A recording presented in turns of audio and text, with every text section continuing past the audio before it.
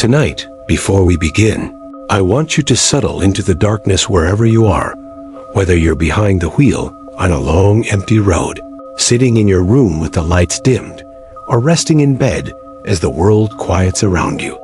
This is the moment where reality loosens its grip and stories slip through the cracks. Stories that have been carried from driver to driver, whispered across highways, repeated in gas stations and cafes at impossible hours. These tales are not fiction. They come from people who traveled alone at night and witnessed moments that defied explanation, moments that stayed with them for years, sometimes entire lifetimes. As you listen, allow the world outside to fade a little more.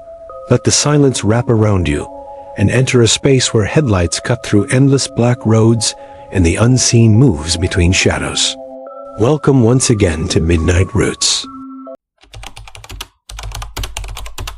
Our first story takes place in the quiet outskirts of Mexico, far from the noise of cities, where countless shrines to the Virgin Mary stand by lonely roadsides.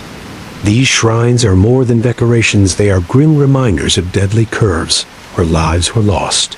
Sites where families, out of grief and hope, placed statues to watch over travelers. One of these shrines stood between my hometown and a distant area with weekend cabins where my high school friends used to gather for reunions. On one of those nights, after a long gathering filled with music, food, and nostalgia, 8 of us squeezed into an SUV to return home. It was nearly 2 in the morning, and within minutes, most of the group had fallen asleep, leaving only me and the 2 in the front seats awake as we drove through stretches of darkness that felt deeper than usual. The moon was hidden behind clouds, and the road was so empty that it felt like we were the only living souls left awake. Suddenly, the guy in the passenger seat leaned forward and whispered that he had seen someone walking dangerously close to the lane. As the driver slowed down, curiosity overtook fear, and that's when I saw her too, a woman in white, illuminated by her headlights, dressed exactly like the Virgin Mary. She walked in silence, steps heavy but steady, her gown dragging through dirt and gravel, though she made no sound. Jokes came nervously from the front, someone whispering, "What if the Virgin from the shrine is missing?" And though we laughed, it felt forced, as if someone else were pulling the strings of our expressions. The shrine was just ahead, at a curve known for countless crashes, and as we approached, silence spread through the SUV. The shrine's glass box, usually bright with candles, stood dark. Inside, where the statue should have been, there was nothing, just an empty pedestal. The truth settled over us instantly. The figure we saw walking alone in the dead of night was the missing statue. The driver's hands trembled on the wheel, and both he and the man beside him were pale, barely able to speak. When we reached the nearest gas station 30 minutes later, one of them vomited on the pavement, shaking uncontrollably, while the other locked himself in the restroom, refusing to come out. After that night, neither of them ever spoke of what we saw, but every time we approached that curve in later years, they fell silent, their eyes fixed on the road, speeding up with a fear they never admitted but never outgrew. Encounters like that carve themselves into you, not as stories, but as warnings carved into memory. The second testimony takes us to the Tizimin-Colotmo Road in Yucatan, a road known for being lonely at night and surrounded by thick vegetation and cattle fields that stretch into darkness with no towns or houses in sight. The man telling this story was just a student at the time, returning home from night classes on a rainy evening. He followed the same routine: everyday classes, homework, a late dinner on the way home. But that night, something in the air already felt heavier, as if the rain itself were hiding something. He stopped for tacos as usual, then continued alone on his motorcycle, watching how the rain turned from drizzle to a relentless downpour. The road looked abandoned, swallowed in darkness, and he realized he hadn't seen a single vehicle for several minutes. Just as a knot of unease formed in his stomach, he noticed a figure ahead on the roadside.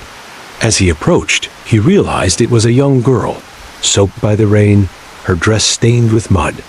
She lifted her arm to signal him to stop. He hesitated. Every instinct screamed that something was wrong, but guilt forced him to slow down, thinking she might need help. Yet when he passed her and looked back, she was gone, completely gone. The ground behind him was muddy, yet there were no footprints, no sign of movement, nothing breaking the stillness except the rain. His motorcycle then stalled without explanation, leaving him stranded in a suffocating silence as the rain abruptly softened into a mist. The air grew unnaturally cold. That's when he began to hear whispers.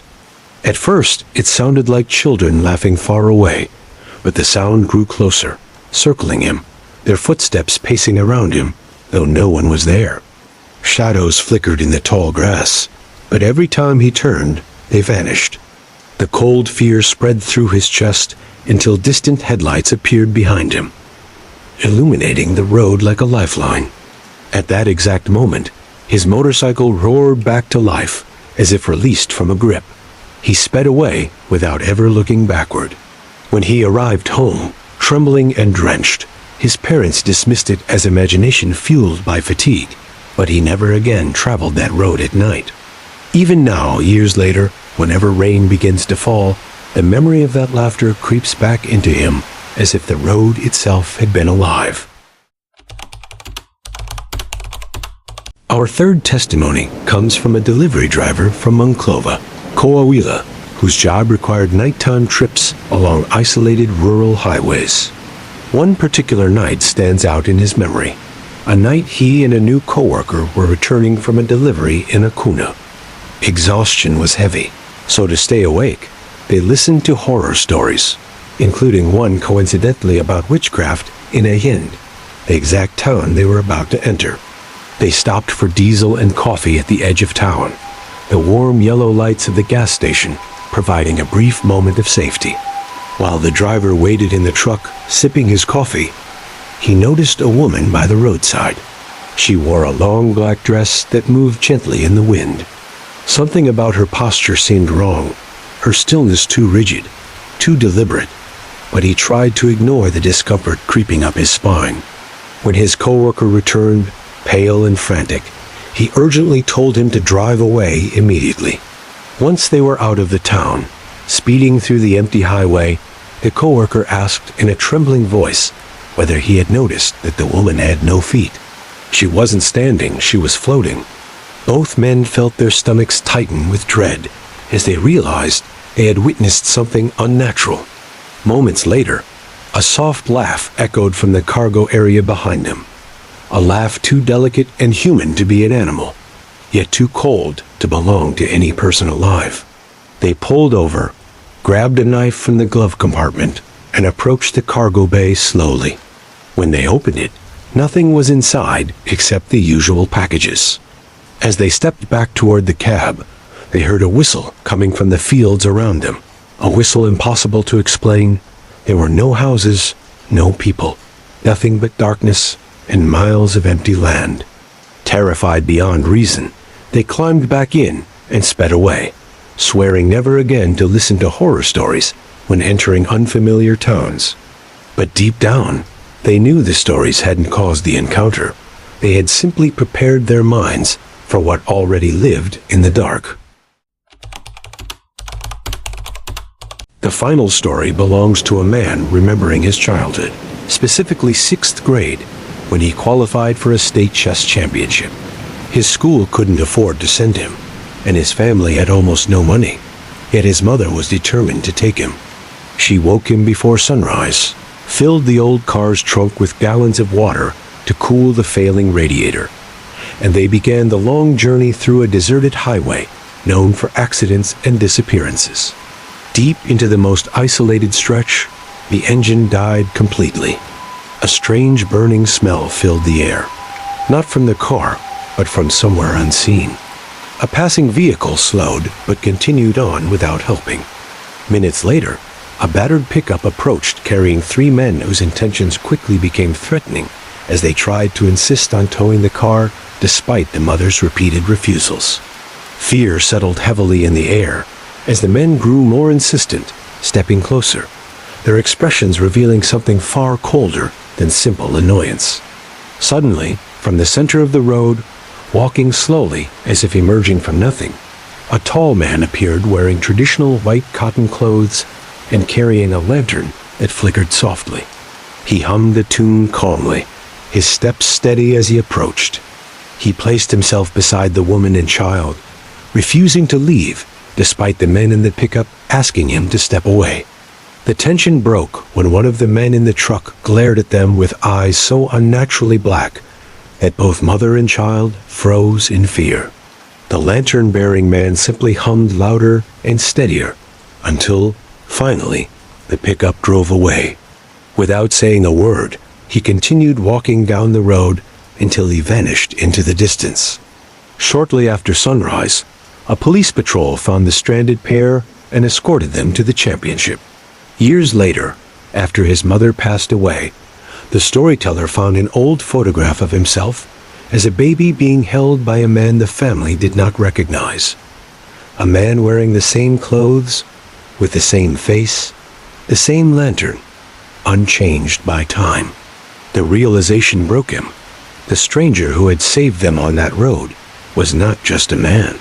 He was something else entirely, something that watched over them long before and long after that moment. If you've stayed with me through all these stories, take a moment to breathe, because these are not simply tales. They are memories carved into the minds of those who lived through them. Highways at night are vast, silent, and filled with shadows that stretch farther than our headlights can reach. People disappear, voices echo behind us, figures appear on dark roadsides, and sometimes we encounter things that protect us just as often as they terrify us. Thank you for joining me tonight on this journey through the unknown, through testimonies carried by travelers who found themselves facing the unexplainable. And remember, if you are ever driving alone at night and see someone standing by the roadside, no matter how harmless they look, do not stop. This has been Midnight Roots, and I'll be waiting for you on the next dark road.